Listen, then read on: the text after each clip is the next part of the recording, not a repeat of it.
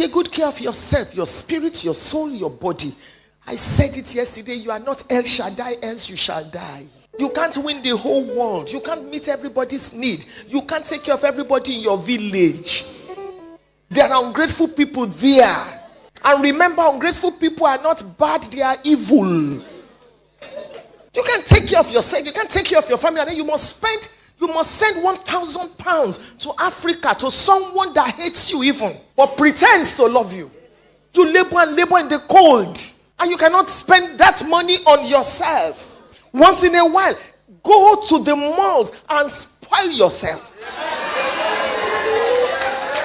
Every time you go to the mall and then you see a particular outfit that you like, and the first thing you do is to check the price. Something is wrong with you. Love yourself, like yourself, invest in yourself, spoil yourself. You deserve it.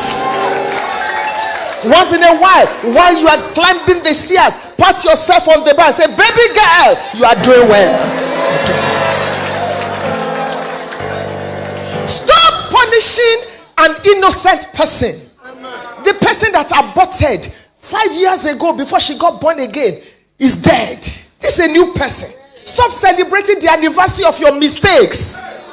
You are a human being. B-E-I-N-G. You are not a human being. B-E-E-N. You are a work in progress. Forgive yourself. Who hasn't made mistakes before? And those of you that are married women, stop celebrating the anniversary of your husband's mistakes. Do you know today's date?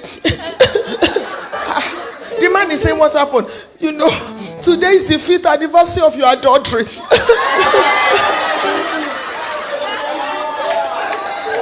Have you not read the Message translation of Micah chapter 7? When God forgives you, he puts your sins in the ocean of forgetfulness, and he puts a signpost: no fishing. No fishing. Stop fishing. Who doesn't have a past that they are not proud of? Come and ask me. Things you said that you wish you didn't say. Things you did that you are not proud about. But excuse me, past. A human being.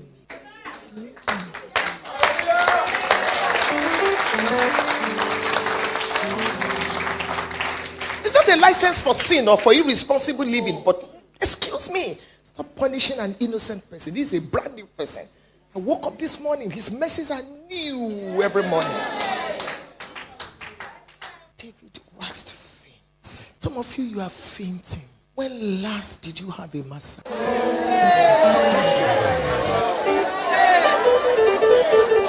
As a man, as a woman, when last did you have a pedicure?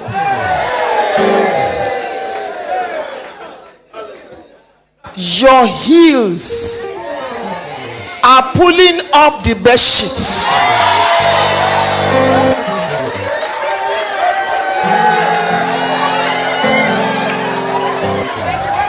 When you sleep and you turn, the bed sheet follows your leg.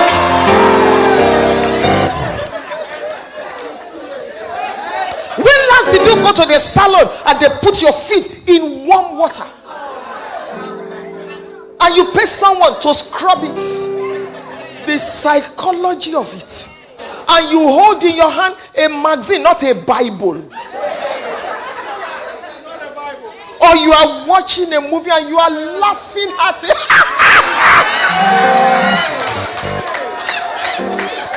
When last you labor and labor and labor and labor and labor?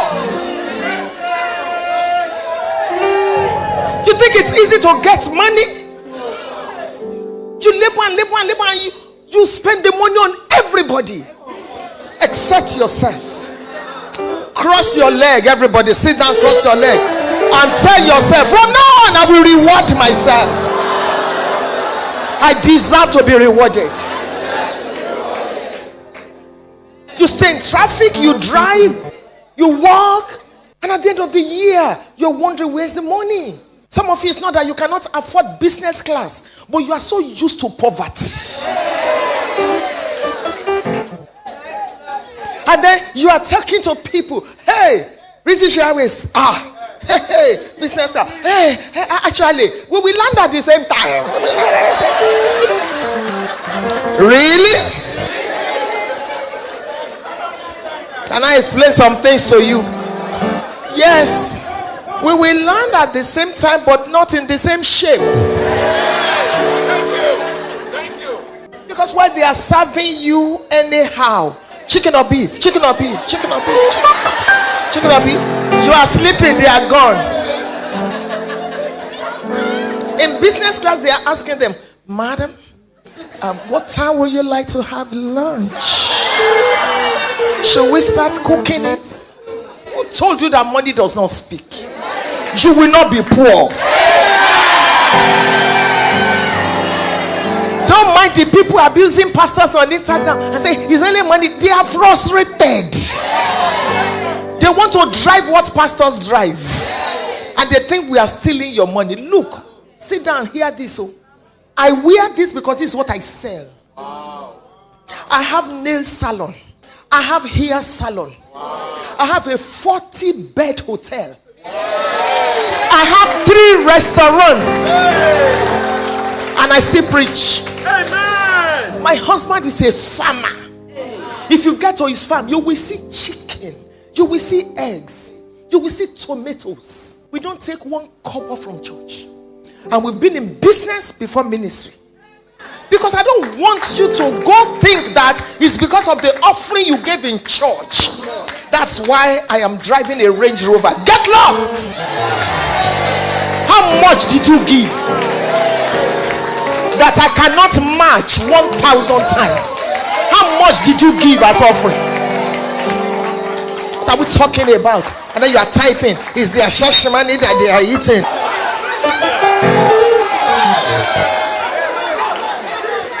Please sit down. I don't want to be carnal. I want to be in the spirit. And then you talk to pastors as if we are not well read. If we work for Chevron, will they not pay us? I have a degree and I'm having another degree. You think we are dollars? We're serving the Lord with all our hearts, with all our money, with everything. And then you talk to us anyhow. Are you okay? Or you need to see a psychiatrist? Post it. Are you okay? Are you really okay? When last did you pamper yourself? When last did you change your car? When last did you wear what you like? When last did you tell your wife, today I just want the table to be a banquet? Open the wine. Open this. Even if I won't drink, I just want to show that I'm important. Tell your neighbor, learn to spoil yourself. Stop being subservient to people. Enjoy your life. Is it when you are old and you are now shaking, you are telling them, switch off the air conditioner? Enjoy the air conditioner now. You deserve it. You deserve it. Some Christians, when we get to heaven, they will first faint. Because when they see the street of gold, David waxed faint. There are marriages that wax faint because you don't have time for yourself. You take care of everybody. You drag your marriage. There are children that are waxing faint today because their parents are absentee parents. Daddy is never there to hug his daughter. So any little show of affection, the girl runs mad. Go to your mommy. Go to your mommy. Go to your mommy. You're not present in your child's life. One of the reasons I love God, the Father, is because of the way my father related to me. I'm a daddy's girl. He will hold my hand and guide me. My handwriting is very beautiful, courtesy of my father. Was it not Jairus that went looking for solution? Where are the fathers? We are gradually approaching Father's Day. There are too many permissive fathers, absentee fathers, and abusive fathers. One of the greatest things you can do for your children is to love their mother and show it to them.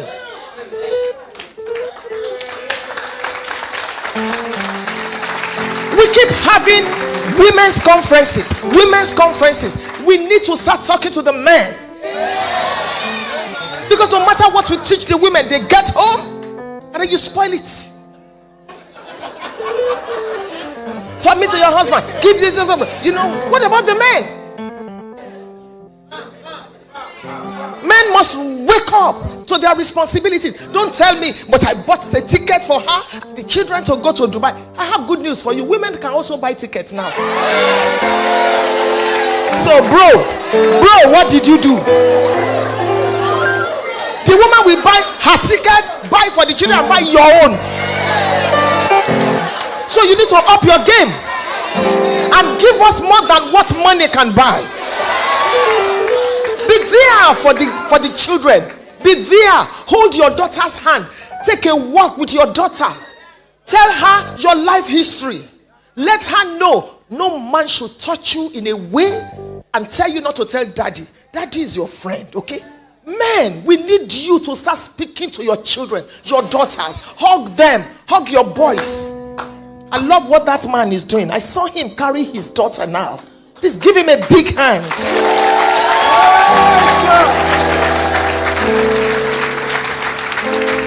You don't say to your children, excuse me, go, have a guest. Go. It's your father's house. You two go to your father's house and be having your meeting. I want to go and see the governor. Don't run from me. Your children will never forget.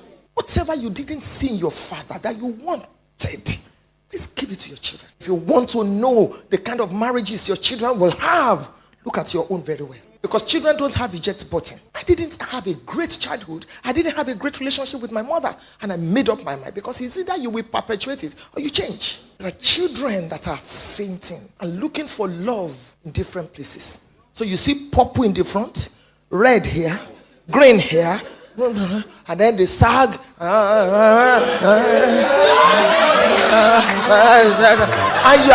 you are abusing the child. I'm a pastor, I'm a deacon in church. Why are you dressing like this? That boy is telling you I need attention. This is my life. Amen. Talk to me, be there. Amen. David waxed faint. You know where you are waxing faint? May God send you help. And some fainting are caused by us. The reason why you are fainting is because you don't listen. Your wife is telling you something. You are saying it's a man's. Look, every woman, I've written 119 books. In fact, 120. My biography is 120, but I didn't write that one. My books are on Amazon. One of the books is titled Woman, Wife, and Mother.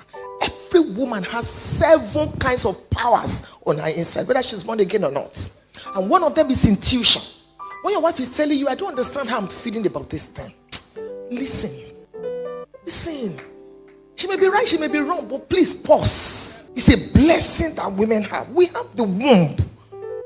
We don't just carry babies. There are spiritual gadgets that a woman has. Her womb, her breasts. Some of you, all you know is just to suck the breast. Why are you shouting? Your husband doesn't suck your breast.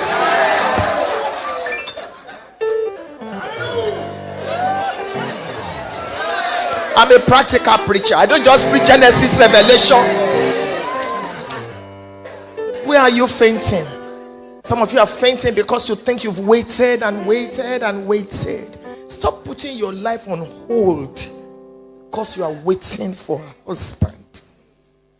Enjoy it. I can tell you I've been married 40 years. When you get married, you will miss good. As a man, as a woman, you can't just, while you are driving home, you can't just change your mind now and say, let me go and sleep in and just pass the night with Reverend. There's somebody at home you have to call. In fact, you pass the night. When you get late, when he wants to come big, he's coming. Enjoy where you are on your way to where you are. Let's go back to our story so I can begin to wrap up. He was fainting. Mighty man.